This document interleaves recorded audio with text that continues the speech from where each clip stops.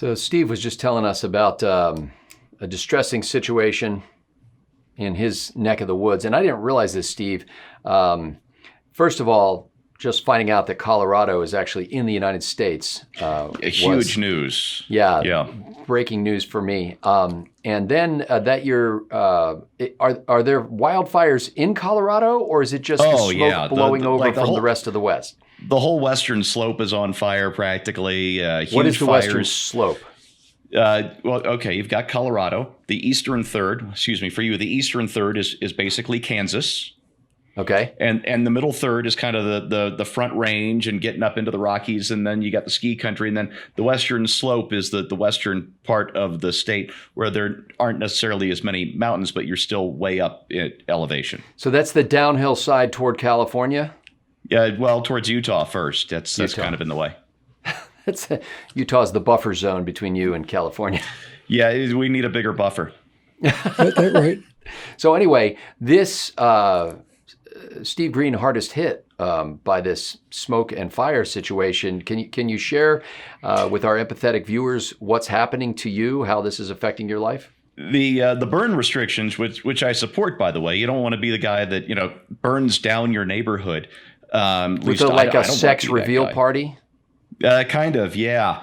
The burn restrictions are so severe, and they have been for the last 3 weeks, 4 weeks, that I haven't been able to grill properly. I'm a charcoal griller, charcoal smoker, and you're not allowed. And so I got so desperate last week that twice I pulled out my emergency camp stove and I grilled over propane like some sort of savage. Some Americans are being forced into improper grilling. Yeah.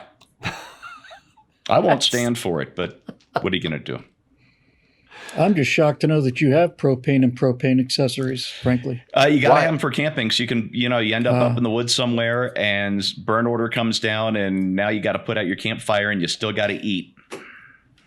So, Bill, are you not allowed to have propane in the People's Republic? Not allowed to have anything here. And I'm not allowed to talk about not having anything here.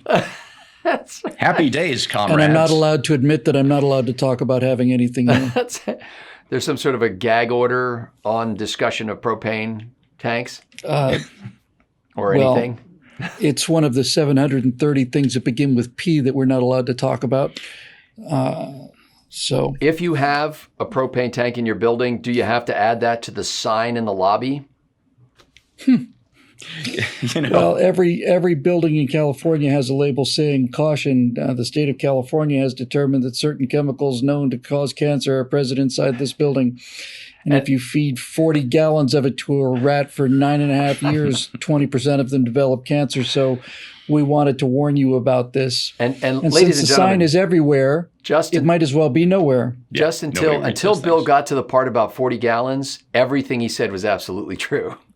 This is literally what they have signs in every building that I was in. It is a state law. Every building has to tell you that the building contains chemicals that have been known to the state of California to cause cancer in laboratory animals. And since they're everywhere, that means that you could walk right into an actual building that is filled with nothing but chemicals known to cause cancer to laboratory animals and not have the faintest idea what was different about the place. You could walk into a building filled with actual cancer and just not Let's notice. think about what that costs to implement. Do they have a sign like that in the lobby of the hospital? Yes. It's right below the sign that says "Abandon hope, all ye who enter here." That's where that one is. When I left California, which is 26 years ago now, I used to joke that you couldn't take a leak in that state without first filling out Cal EPA forms in triplicate. And since then, things have only gotten worse. Well, you don't want to be generating a protected wetland. So there was a tag on a piece of furniture that I saw in our store in Texas that said that this product contains chemicals that are known by the state of California to cause cancer or whatever. And somebody helpfully explained to me that does that in California. So you don't have to really worry about it. In Texas, it's not such a big problem. Perfect.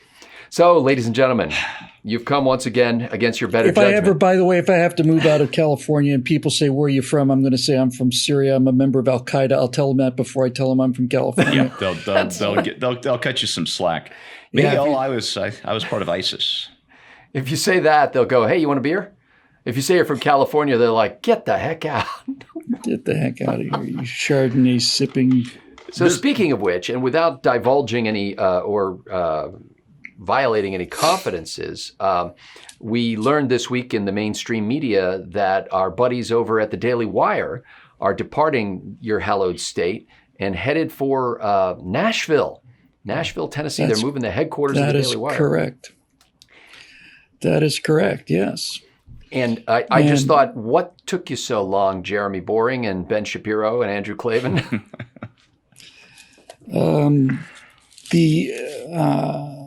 I got a little bit of the inside scoop on that, which I'm not at liberty to reveal, but I can tell you that that the quality of life in Los Angeles is accelerating over the cliff at a remarkable rate. That hardly a week goes by when things are just not noticeably worse in this failed state. Oh yeah. So it was like watching the Titanic sink, slowly at first and then very quickly. And accelerating over the cliff is tough because once you're airborne, getting traction to speed it up becomes more difficult. Well, not when you're admitting that much hot gas. It's not. It's Which you're not allowed to have, by the way. Powered. So. We're on a rocket ship to hell, going down. But anyway, that was I was excited to see that they're standing by their principles as long as they possibly could there in California, and then finally saying, you know what? Why should we be such, and they're tremendously successful and they generate tens of millions of dollars a year in revenue.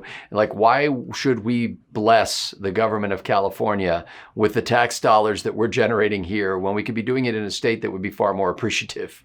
Not only that, but the amount of blessing they'll be doing will be increasing dramatically. In what sense? Because businesses are leaving the states. Their businesses are leaving California in drove. Used to be, you could talk about how much more expensive a rental car was or a rental truck was moving from California to Houston versus back. And can't have that discussion anymore because there are no more rental trucks that can be had at any price.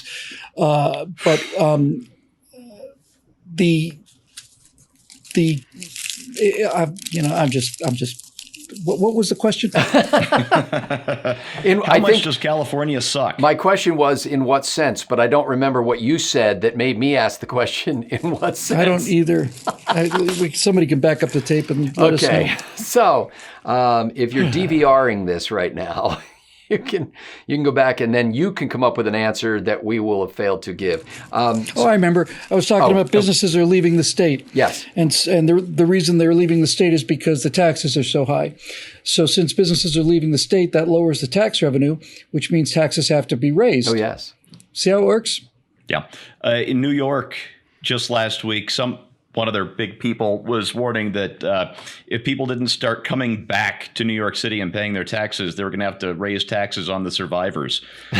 So, good plan. That'll work.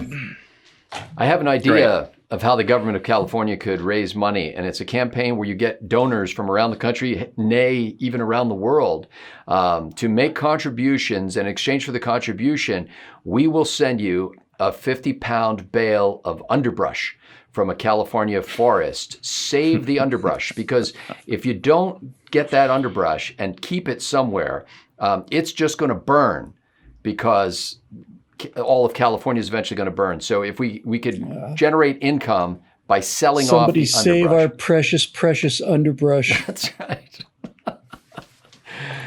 It's the endangered underbrush, actually. It's so. By the way, I'm Scott Ott. We're with Stephen Green and Bill Whittle here, and this is a meeting where we're going to discuss what we hope to talk about on this week's episodes of Right Angle. I've got before me here my notes on a story about debate preparation between the two major candidates from the major parties for the presidency of the United States of America. And according to the story that I read, Joe Biden doesn't like to do the old-fashioned staging a fake debate thing, which they apparently used to do, to the extent that the person who would be playing your opponent in this staged debate would actually dress up. Like, some guy would put on a blue suit with a red tie and pretend to be Donald Trump. And then talking about rehearsing for the debate? Yes, exactly. So they're staging the to prepare for it. Yeah. He doesn't really prefer to do that. He actually would rather just read research and then let his campaign aides grill him and he respond, rather than kind of play acting the whole thing out. Donald, I hope it's not as vicious a grilling as the news media gives him on a daily basis. That would be more than a man could take. No, I was going to say, how could a man stand in the face of such reckless hate? Joe will fix it in post Biden. That's what the bumper sticker should say. So President Trump, as you might imagine, is a much different kind of debate prepper in the sense that he doesn't. So according to this story, it said that he doesn't actually engage in any kind of debate prep. Now, maybe this isn't true, but maybe it is. Well, I suspect it is true.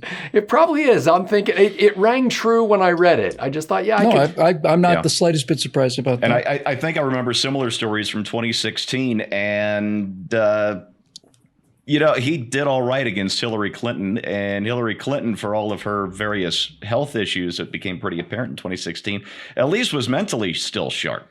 Well, Hillary is quoted in this story as essentially lamenting the fact that Donald Trump in the debate with her didn't come to answer questions or even to render or to give accurate information, but rather he came to insult, bully, and loom over with his presence. What he actually did was he actually came to the debate to find out what the question was going to be. He didn't get it handed to him in advance, so he had to actually go to the debate to find out what the question was actually going to be. That's why Trump went to the debate, because he had not been handed out an advance copy of what was going to be said during the debate from CNN. It's more exciting that way, really. He missed the scrimmage. Hillary Clinton she's the one who always reads the book before she goes to see the movie because she just can't handle the spoilers. Yeah. Same thing with the debates. Well, in any case, I thought it would be interesting if the twain of you could offer some debate prep advice to both of the candidates as we gear up. I saw an ad the other day. I don't follow politics very closely in this country. I'm mostly interested in Eastern European provinces, but there was an ad that said the 29th, I think. Is that when it is, Steve? Yeah, Tuesday the 29th is the first presidential debate. Oh my God! I will be drunk blogging, and I can tell you this much. I don't know. Oh, sorry. It's a week from today. We shoot on Tuesday. As we record this. I don't know what's going to happen Wednesday morning, or I don't know what's going to happen Tuesday night, but I can tell you Wednesday morning is going to be painful for me. Well, and what are these debates if not about you, Steve Green? Yeah. Remember when Al Franken used to be a comedian? Not really. I am that old. He used to do that thing on Saturday Night Live where he would introduce an issue like, a lot of people are concerned today about bringing back the military draft. And of course, anytime when I'm faced with an issue like this, I ask, how does this affect me, Al Franken? Yeah. That was funny the first time. And he goes on, he goes, years ago, I used to be against the draft, but then I turned 26 and anyway, so that's what I want to do with that one. And we can do that either as the members episode, so-called, what we now call M, an initial that now stands for nothing. Meaningless. Yes. M for meaningless. Yes. And then, I would have said magnificent, but don't let me get in your way as far as the public relations goes. That's true too. And still, despite the fact that our members episodes, by their very nature and the restrictions we place upon the ability of other people to view them, have the smallest audience of all, they still generate the most comments on our website because the members are really engaged in these episodes. Nicely saved. So if you're a new member and not yet fulfilling your contractual obligation to comment on a Backstage episode, here's your opportunity. You can arrange a quota system with some of the more loquacious members. I'm sure you could start swapping carbon credits of some kind with them. come to some sort of equitable agreement. They are actually trading word counts already. There's a whole marketplace that's been set up on our website. I get paid by the pound. It's like Bitcoin. We actually did, and I think I may have mentioned last week, we had one of our members wrote, and he was complaining that the excerpt that is visible in a comment before you have to click the read more button was too short, and could it be longer? And so I doubled it, and I thought, well, that should take care of everybody. In fact, you'll probably not even need to read more button because it's twice as long. And anyway, as it turns out, that didn't get the tip of the iceberg. Because now you can put your entire comment in the title. Well, theoretically, yeah. And then read more.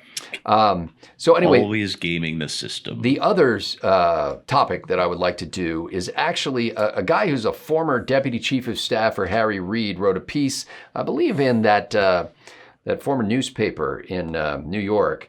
And let me just make sure that that's the case. Maybe. Yeah, there it is. New York Times. Okay. Under the headline, Democrats need a plan fast. Huh. And so this has to do with the Ginsburg vacancy on the court. And basically, this guy is proposing a plan, and this is just perfect for the guy who used to be deputy chief of staff for a senator, and especially Senator Reid.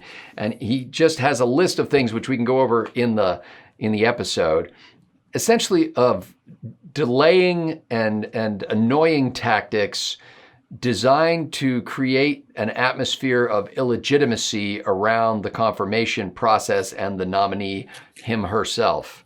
Perfect. We'll call it Kavanaugh 2. It's kind of like that, but there's no suggestion here that they should find some, what's the word I'm looking for? It's not surly. It's what's the word that's seamy. Some seamy detail from the nominee's past that they can exploit. But it's really just kind of using the rules of the Senate against the Senate and against the Constitution. Yeah.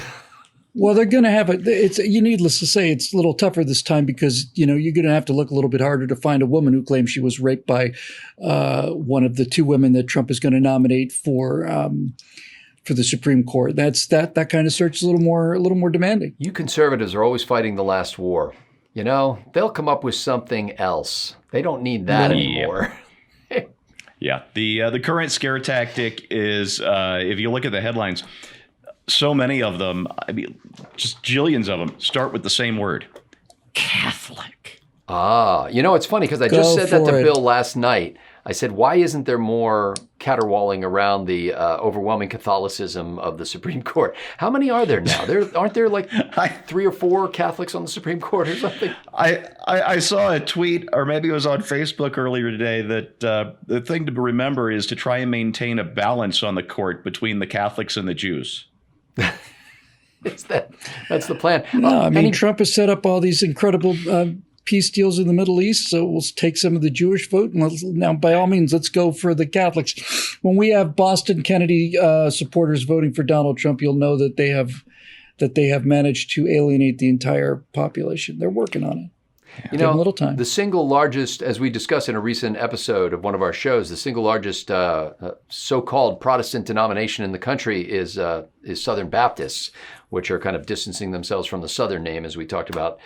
But how many Southern Baptists are on the Supreme Court? Do we have any? I've not heard of one. Don't think so. No. So that should be... I think Benny Hinn should be nominated to the Supreme Court of the United States. Wait, that Falwell guy's got a lot of free time. I wanted him to do video of he could be the spokesman for the Supreme Court if he's on the bench, and he does this and he goes, "Cert denied." That's right. Did you ever see him wave his jacket and knock down rows of people with his jacket? If you could do that with a regular sport coat, imagine the kind of legislation you could get done if you used a Chief Justice robe or something like that. Cert denied. Okay, so anyway, that's I'll go into the details. I didn't want to tip my hand or tip my hat or tip anything, tip a cow about what they hope to do in this process. But this is this guy basically saying, first of all, acknowledging we don't have a plan. Secondly, we need a plan. Thirdly, the plan that we would have would actually not accomplish the goal of stopping the nominee. It would merely be a harassment and annoyance campaign that was completely designed to make it look illegitimate, the process and the nominee look illegitimate. And then he does say at the end, and we'll get into this too, then he says the important thing is then to reform the process. And y'all are going to love the ideas he has for reforming the process. Hey. And I don't mean just the judicial nominee process. I mean, we can't do anything about it, except we could come up with a strategy that would further erode people's confidence in their government and everything that we all hold together. We could destroy whatever small fragments of trust that are left, and that might allow us another couple of weeks of clinging. Yeah. These frickin' trilobites, I want them to go extinct. Trilobites. Yeah. That's what they are. They're bottom-dwelling scum suckers. And their Steve, time has come and gone. I believe it was they who warmed up for Talking Heads at CBGB in '79, wasn't it? Trilobites, yeah. Yes. Or, oh, no, the bottom-dwelling scum suckers. Oh, well.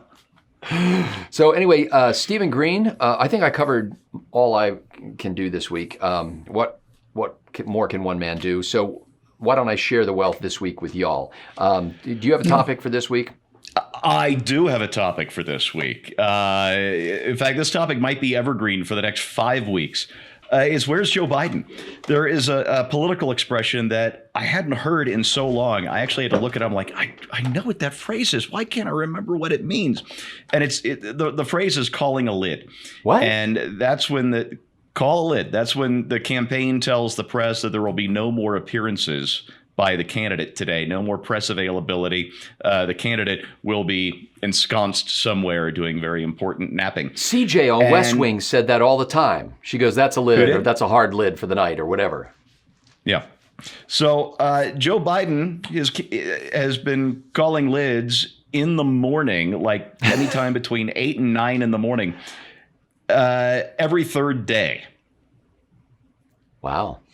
Of this campaign. And even so, when you do see him, unless he's just had one of his JFK-style Dr. Feelgood shots in his butt, I don't know if you're familiar with JFK and his Addison's disease and his own personal Dr. Feelgood, who was injecting him with God only knows what methamphetamine cocktail whenever he had something important to do. Anyway, You can see Biden when he hasn't had his happy shot. Again, this is my theory. And when he has, he's pretty good for a brief while. It's shocking. So is it possible that he's calling a lid at 9 in the morning because Joe Biden does more before 9 in the morning than most people do all day? No. It's getting to be like the end of that Four Yorkshiremen sketch where it's like, oh, luxury, we had to get up at 4 o'clock in the morning, 3 hours before we went to bed. Okay, making note of this. Classic. Yeah, so I've got a couple of good things here to back up the story. But yeah, on average, depending on how you calculate it, he's either doing this 3 days a week.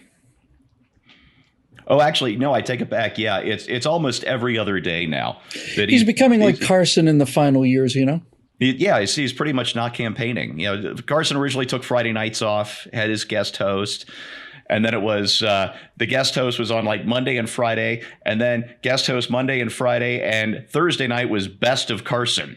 Yep. And every other night was Gary Shandling. And next thing you know, Gary Shandling had his own show, and you didn't really know when the Carson show had stopped and the Shandling show began. The Larry Sanders Show was one of the greatest things that was ever on TV. I need a buddy to binge watch that with, because there are some things that I know I would enjoy that I know my lovely bride would not. And so these are the only times in my life that I ever wish I had a friend. I don't know if they ever figured out the rights. I remember when the Larry Sanders Show finally came out on DVD, it was like a best of Sanders because there were a lot of live musical performances that were real. On his show that they didn't have rebroadcast rights, or not rebroadcast. They didn't have publishing rights for it to go out on videotape or on DVD. And so they had to go back and try and negotiate a lot of these. And one of them was this hysterical thing with Warren Zevon, who was on Love the Warren show. Zevon. And Warren Zevon's manager is, or maybe it was Zevon himself, is telling the producer, all right, Warren will play anything, just no Werewolves of London. Right. He's not going to do Werewolves of London. And so Warren Zevon comes out on the Larry Sanders Show, inside the Larry Sanders Show, and does whatever song he was doing on the piano. And then at the end of the song, Larry stands up and he's applauding. He goes, "Come on, I do Werewolves." At which point, Warren Zevon does just the sharpest, bitterest, meanest version of Werewolves of London. Oh, I bet that's a riot. Oh, it's great stuff. And I think that's one of the bits that made it onto the DVD package. I hope it was. So you're saying they're probably not streaming anywhere? I don't I have to think look that so. up. That sounds epic. Oh, it was hysterically funny stuff. Yeah. And as all things are related to me in some way, little known fact, at a high school dance, I won the Warren Zevon Werewolves of London howling competition.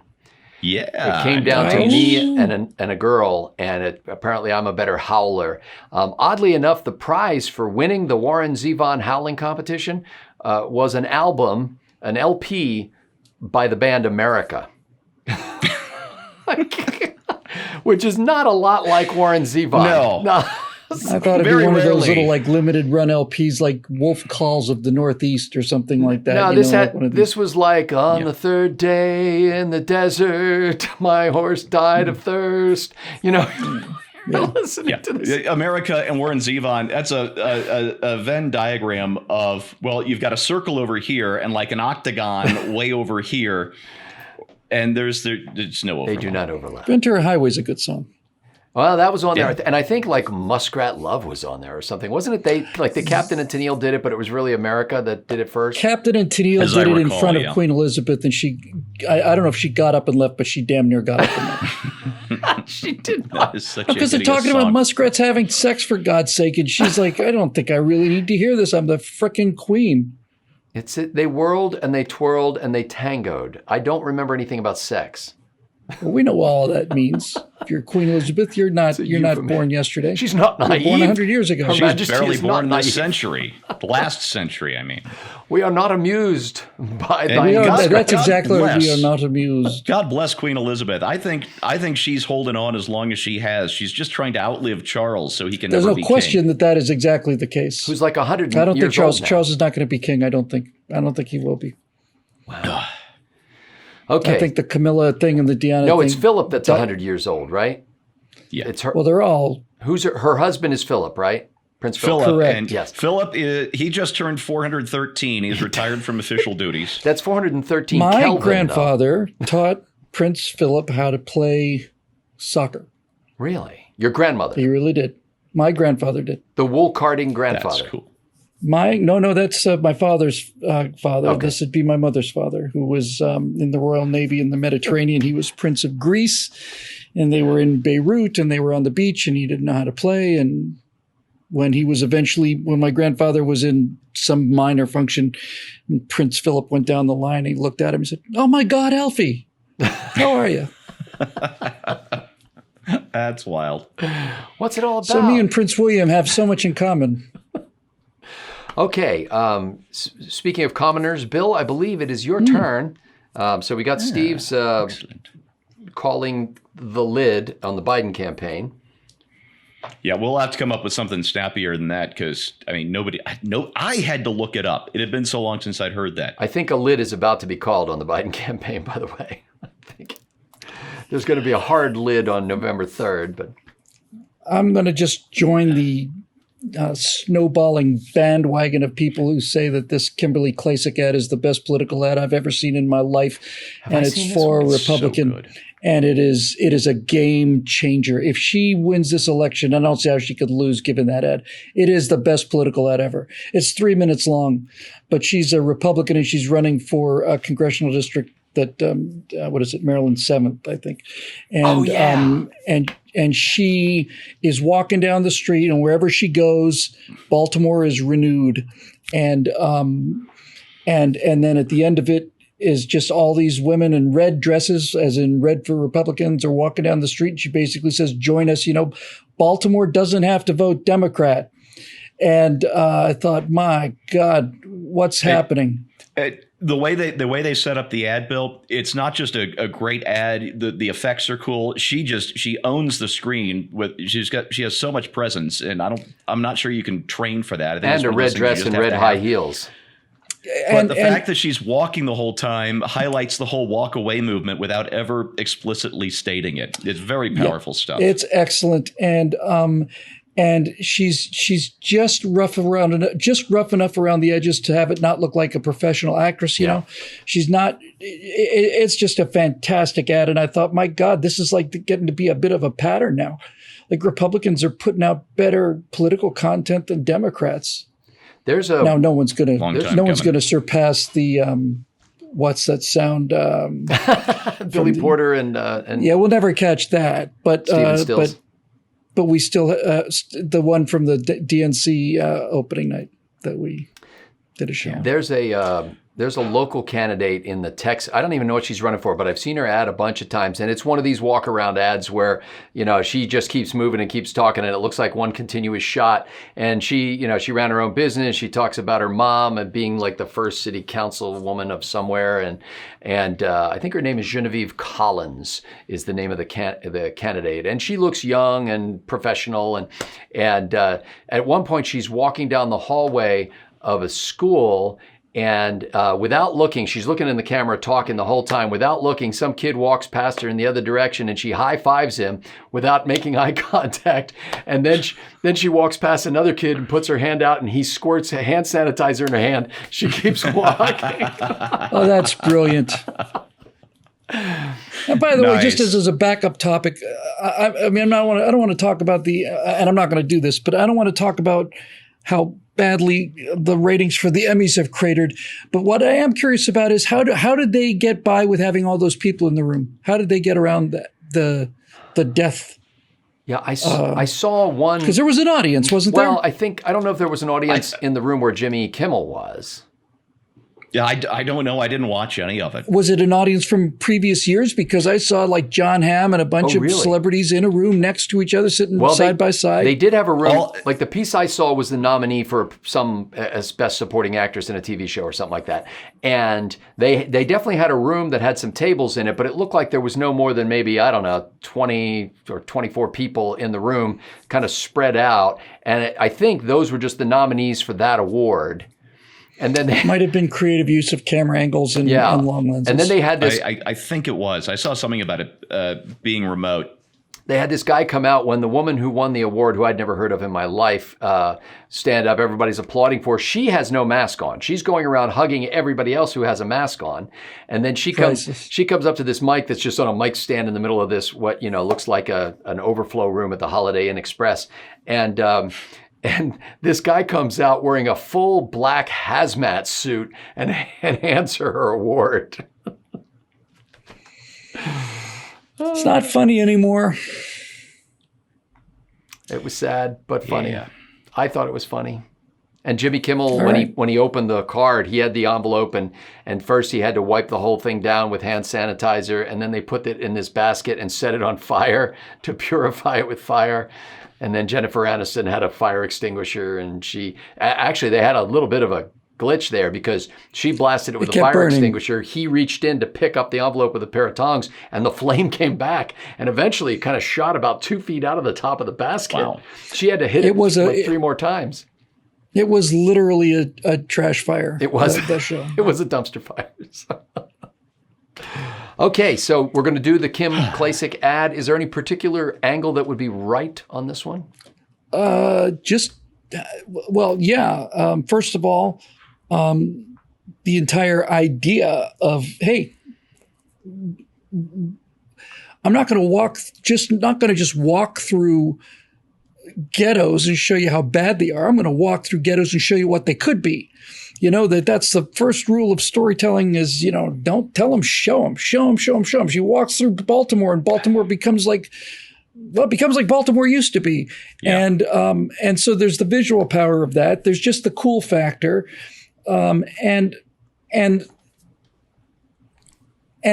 think that the fact that the first things out of her mouth are Black Lives Matter, but they don't matter to our leaders. Wow. Is like, we're taking your message and we are going to substitute our own. So Really good stuff. All righty. Well, we're looking forward to that action. That does it, I think. Are we in less than an hour and a half? Yes, we are. Wow. A Hardly know what to do with that. mere 37 minutes. I could complain more about my grilling, Yes, you could.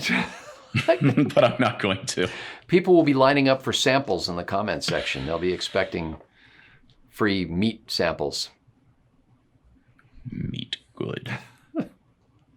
So anyway, that's it. Ladies and gentlemen, we are, as always, grateful for your contribution to making this happen. More people are joining as members of BillWhittle.com all the time.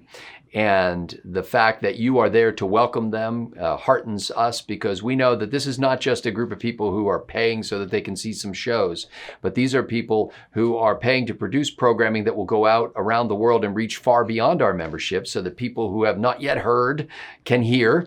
And in addition, it's really kind of a band of liberty-loving brothers and sisters who are coming together around some common shared ideals and kind of hashing out their differences in a good-humored and gracious way. It's really one of the cool things about the comments at BillWhittle.com is that on social media, if you're a grumpy person, you never acknowledge that. You just rail. At BillWhittle.com, the grumpy people openly acknowledge that they're grumpy. And I think that's our audience. I think that's awesome. And if you bring in a new member for the remainder of September, you get a free autographed copy of Steve Green's hickory smoked vegetable loaf recipes. Yeah. And America's Greatest Hits, the LP. Just if the domain getoffmylawn.com isn't taken, you need to buy that and have it redirect to BillWhittle.com. Love it. That would be awesome. We'll get right on that and this week's episodes of Right Angle. For Bill Whittle and Stephen Green, I'm Scott Ott. Thanks for watching. Get Off My Lawn, You Punk Kids is probably open.